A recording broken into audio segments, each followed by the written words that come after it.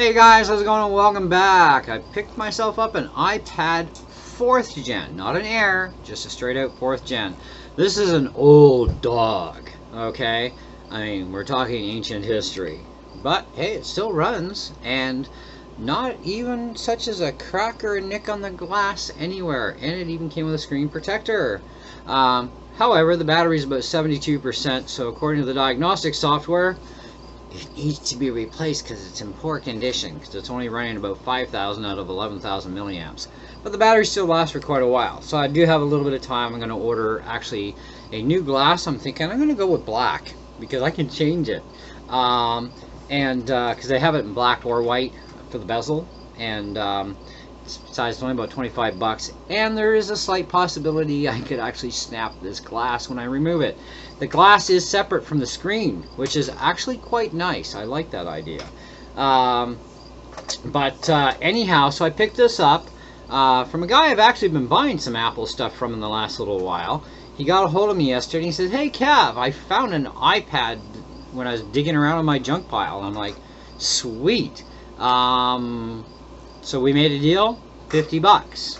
And yep, but the battery does need to be replaced. Even though it'll still charge to 100%, it's not going to hold that charge forever. You know, I mean, I'm not going to get proper run times out of it because the battery is actually quite weak as far as battery health goes. And the only way to find that out that we found for a program that worked was one that you download to your Mac or to your Windows computer, and it gives you so much information about your iPad. It is mentally, you know, so it's like, I just want to know about the battery. Okay, I don't care about all the other stuff, but hey, it gives it to you, so it's like, sweet. iOS 10.3.3 is the max OS for the 4th gen, and because of that, this was prior to Apple releasing battery health, which tells us the actual health condition of the battery. So even though something could charge to 100%, flakies, it didn't mean that the battery was any good. As many of you know, if you own Apple iOS devices like iPhones and iPads, you know, it's like, why is it not running so long yet it charged to 100%? It's because your battery health sucks. Okay, when an average iPhone gets down to about 84%, you might get a phone call for about 5 minutes, and you may be lucky to get a second one. That's the experience I ran into with an iPhone 6. So a new battery it is, and a much higher milliamp one too. And yep, that thing ran for so long it was nuts. Okay, recharge it once every 2 weeks. So I am going to try and get the original physical sized battery for milliamps put back into this. It's about 25-30 bucks, somewhere in that neighborhood. And just in case something should go wrong with the glass, I am going to order a new glass anyway. Better to be safe than sorry, okay? And if I don't use it, eventually I might. So I'm thinking about picking up a second one of these just because I can. Guaranteed it's not going to go past 10.3.3, which is perfect for my one program called Guitar Tap Pro, which I paid for, and the company doesn't want to support it. So when we went to iOS 13, we can no longer use the scrolling feature. It doesn't work. And it's like, this so sucks. And everybody who's been emailing the company is not getting answers. They did come up with a new version program of Guitar Tap called Chord Pro, and it's basically the same idea, right? It doesn't have as many features as Tap does, so that's a real cheeser. But you only get, like, I think it was like 10 free songs you can suck off of Ultimate Guitar Chords website, because that's where the majority of them get sucked from into the thing. But then you got to start paying and paying and paying and paying. It's like, not going to happen. But yeah, that's how they do it now. Program's free, but now you're going to have to pay subscriptions. And it's like, no, I'm not. Because I'm going to find a way to go back to your old program. And I did, and it works perfect. So I'm like, yes! And I was even able to get an old version of OnSong, which is another program I use for worship music. Now, I have the up-to-date versions, obviously, on my newer iPads. Because I own OnSong, and I purchased it, it was a few bucks, I need this program too. didn't necessarily need it on here, but I thought, let's go through my purchased apps on the App Store and see how many programs I can actually suck in that will run this on this old iOS. And so far, every one I've downloaded runs fine, because it also gives me access, because it's kind of like a back door, right? And when you go through your purchased apps, and a lot of the apps will actually say, would you like to download an older version that last was known to run on this OS? Sure, I'm in. So I got my OnSong, I got my Guitar Tap, I got a whack load of other programs, my electronics programs, got piles of video games in here, still got more to download yet. Even though I'm not going to use this really for gaming or anything, the fact that the games are on there, if I'm bored, hey, I got some games on here. You know, if I want to do something else, I can do something else. Now, I will say this. Stay off the internet, okay? It's not secure. It's good enough for the App Store, you know, and even at that, I'm probably taking a slight chance. But for surfing and stuff, no. Stay off the internet with it. It is not secure whatsoever. It's way too ancient. Let's go over the specs on this thing. Okay, it was announced in 2012 of October. Hey kids, we got a new thing for you. But it wasn't released until November of 2012. Status currently is discontinued. Current value, by the way, is between $20 to $95, depending on which one and condition. They made a 16 gig, a 32, a 64, and a 128. This is the 64. Okay? Each one, no matter what, you got 1 gigabyte of RAM to run stuff with. Okay? Now, let's go through a little bit more. We have an IPS LCD display. It's a Retina display. 1536 by 2048 pixels. Okay, with a 4.3 ratio. Scratch-resistant glass, oval-phobic coating.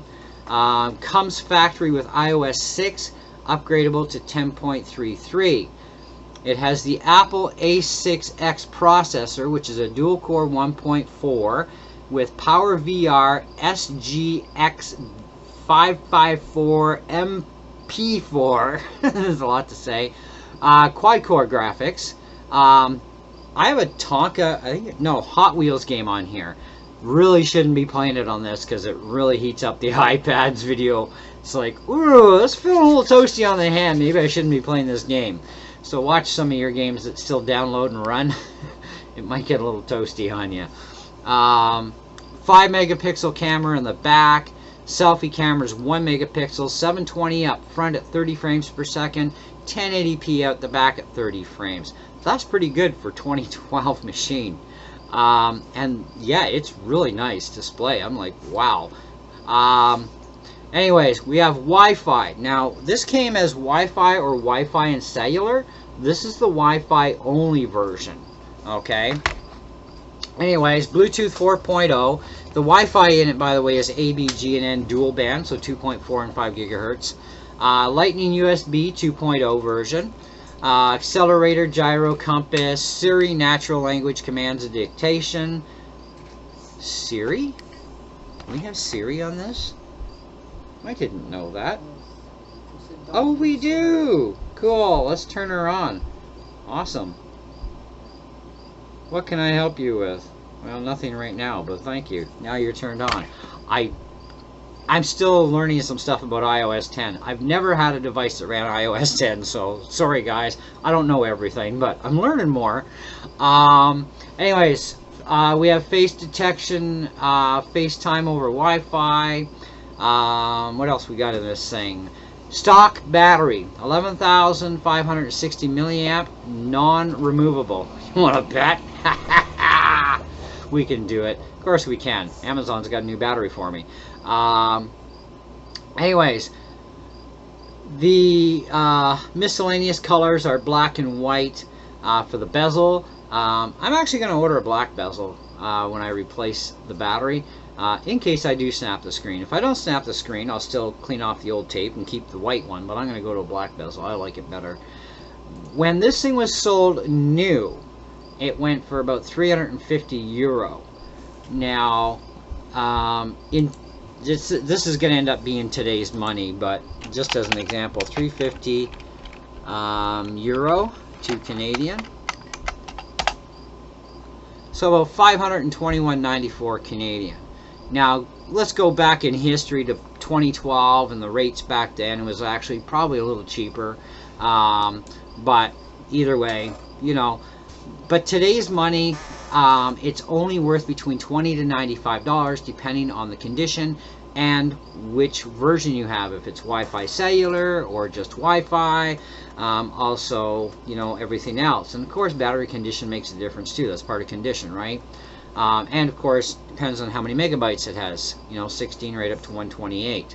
So the 128 is going to be the top end. So let's say it's a 128, it's in absolutely pristine condition, and it's got a good battery, not perfect, you know, but a good capacity level of the battery. You're talking top end $95. I probably overpaid a little bit at $50, but I know the guy, I've been dealing with him, and I thought, you know what, I don't mind helping him out a little bit. He's really given me some really good deals on the other Mac stuff I've gotten from him. Quite happy with all my stuff I've gotten from him. So hey, you know, $50. But anybody else, I would have paid them $20, maybe 30 tops. Okay. But either way, even though I got to put a battery in it, you know, soon, I don't mind, you know, because to me, at least, I get to now run my music program again, which was the main key thing. I've been trying to find an iPad that I can do that with on, and people want such rip-off prices for their older iPads. You know, it's kind of like, really, like, I don't know, Apple people got to really learn to understand something. Values go boom on Apple stuff when it goes unsupported, obsolete, and also very hard to find parts. Okay, and with the latest thing that Apple's about to pull off on the Apple world, we're losing access to all support and service for all Intel-based Macs in 2 years. Okay, because of M1s. But it's also time to move on. Okay, which means the prices should be dropping already and reflecting the drop. Unfortunately, because we have another 2 years to go, a lot of companies are also not lowering their prices very much. Okay, and they should be, because when you can buy an M1 MacBook Air that can smoke the top of the line iMac, which is like about $2,600, somewhere around there in Canada, yeah, and you can get that little MacBook Air for $1,300. I don't mind putting an external screen on it, do you? No, of course not, right? So prices need to start reflecting on anything still currently being sold as new or refurbished from businesses. But at the same time, on the private level, things need to really get seriously lowered, because the values really aren't there. People think they are because it's Apple, and Apple's worth a lot of money. Apple will retain value better than PCs, I will give it that, okay? Apple also only releases new machines generally about every 5 to 6 years, okay? And even when they do, they're really not revamping a whole lot on design, okay? They are changing guts, but they're not revamping design a lot, and they can get away with it because it's fine. We are getting more for our money, you know, and we're always getting that familiarity, which is kind of nice too, you know. But Apple does get pretty creative once in a while, especially, have you seen the new iMac line of the multitude of colors? It's like the original Apple came back into its color form, but in computers. And I really want a new iMac M1, but I'm waiting to, as long as I can, because I'm also broke right now, and $1,600 is a lot of money that I just don't have. But I also want to wait to see what happens in the next year or so, because I do know I still have 2 years left max on my late 2015 iMacs in the house before I lose support. So I have a 2-year window to replace them, okay? And they will get replaced within the next 2 years, come hell or high water. So, being said, this is still a great, fantastic device that you can run the older programs on that don't run on your new iPads. But like I said, try and stay off the internet, because you really don't have any security here. So it's kind of it's a dicey thing. And you will find too that some websites won't even allow you on, because they tag your computer going, hey, not up to date here, bye-bye, you're not going on. So that does happen too. Anyways, as far as the rest of it goes, I think it's a fantastic pad, and I think you know, if I was looking at this from a brand new iPad aspect, and I bought it brand new in 2012, and I had my experience back then, iOS 6 was really fast and snappy. 10, a little sluggier. But either way, still, it's a fantastic little machine. And for my purpose for it nowadays, it's also fantastic. So I would definitely, you know, I would rate this as a good solid. I would give it a 4 out of 5. Where it's losing a little bit is it is a little slow on the boot cycle. It's a little slow when it comes to firing up certain programs, but once they are up and running, they are fantastic. Now, I am not putting GarageBand or iMovie on this thing, even though I can. I don't like GarageBand or iMovie on iDevices. Okay, some people do, and that's fine. I don't. I like to run those programs on a real Mac. Okay. Because that's where things shine better, and I have access to stuff on those versions on the real computer that I wouldn't on this. But either way, it's still a fantastic little machine. Great for typing letters too. You know, you can do that. Yeah, there is a lot of usefulness still either way. It's just the whole internet thing is a very serious issue, and it is an old machine, so you know. But if you're looking for something to maybe experiment with getting into an iPad, I would not suggest paying more than $100 for the top model, which is 128 gig. Okay, and that would be Wi-Fi cellular at that for $95. Now again, I don't know if that's US or Canadian prices they judge this on. It's likely US prices. So if you're in Canada and you're looking at one of these things, let's say $95. It's in mint condition, because that is based on mint condition. $95 USD to CND. Okay, you're looking at no more than $120 for the top of the line model. Everything goes down from there. So I have the 64 gig model, which is half the size. All the other specs are all the same on all of them. Okay, so the difference here is you're getting just more storage between the 16 gig right on up to the other one. There is a 32 gig model available on Marketplace right now that I've seen. I would probably not pay more than $20-25, because the other problem here too is when it comes to the battery, that's just the only thing you are not going to know the real condition of unless you download a program that it can give you the battery health, because that was not available in iOS 10. We found a program, and I'm going to give it to you right now. I think it's this one here. Yes. If you go to a website called iMazing, so imazing.com, you will find a diagnostics and troubleshooting program for checking your iPhone and iPad's battery health and full diagnostics. This thing is nuts, the info it can give you. I'm like, when my wife fired it up on the PC, I'm like, plug my iPad in. I want to know what my battery health is like. I mean, I'm going to put it on my Mac, but she put it on her computer first when we found this. And because any of the programs on the App Store weren't this in-depth, let alone the fact of giving us the actual health statistics we were after of the battery. And this thing gets right into giving you the serial number of the battery, you name it. I mean, it's like, holy cow, you know. But you won't be able to test this when you're buying a used iPad or a used iPhone that doesn't give you that health status.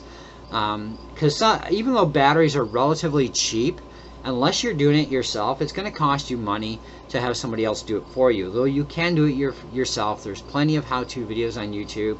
I looked up one because I've never been inside this particular model of iPad, so I'm kind of like, there's no screws. Okay, so obviously somehow the glass just pops off. Let's see how we do this and what we need. And you know, it's like, wow, that's simpler than I thought it would be. But the one thing mentioned on the videos is this glass is very thin, so you got to be extremely careful when you're cutting into it with the tooling and when you pull on it, because one little boo-boo, you shatter it. But you can buy a whole new glass for about 24 bucks on Amazon. That's Canadian dollars.